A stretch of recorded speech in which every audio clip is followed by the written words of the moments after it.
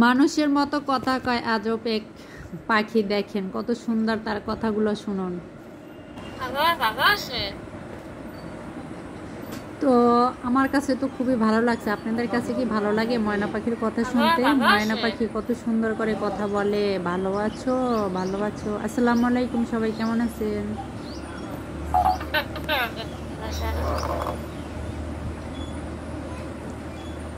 তো শখের বিষয় দেখেন, এখানে কিন্তু ময়না পাখি পালা হচ্ছে। অনেকে বলবেন যে না, এটাকে বন্দি করে রাখা হয়েছে, আসলে কিন্তু না, এটাকে খাবার দেওয়া হয়।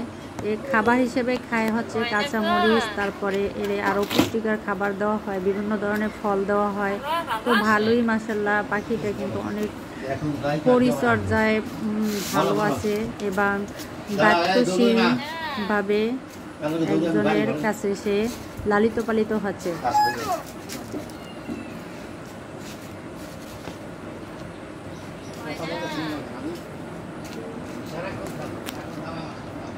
ভালো আছো ময়না পাখি? অনেক সুন্দর করে কথা বলে। ভালো আছো, সোনা, ভালো আছো, তাই না? এই ডাকটা শুনতে ভালো লাগে, এই কারণে মূলত আপনাদের মাঝে শেয়ার করা হয়েছিল, যে আপনারাও একটু শোনেন পাখির কথা।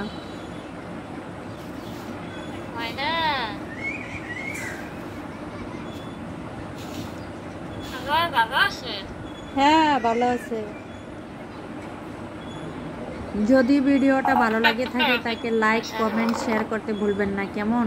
আমি এখানে তৈরি করতেছি, দেখেন অনেকে ভাববেন চালবাজি করতেছে, না, আসলে এখানে কিন্তু আমি মশলা একটু হালকা টালা দিতে আছি। এখানে জিরা, তারপর ধনিয়া, প্রথমে ধনিয়া টালতেছি, আরও কয়েক ধরনের, মোট 12 পদের আইটেম মিলিয়ে হচ্ছে আমি একটা মশলার সেট তৈরি করব। যেহেতু সামনে হচ্ছে কোরবানি আসতেছে, মাংস খাবে সবাই, তাই আগাম প্রস্তুতি আমি করে মশলা তৈরি করতেছি। আপনারাও এভাবে ঘরে বানিয়ে কিন্তু নিতে পারেন খুব সহজে।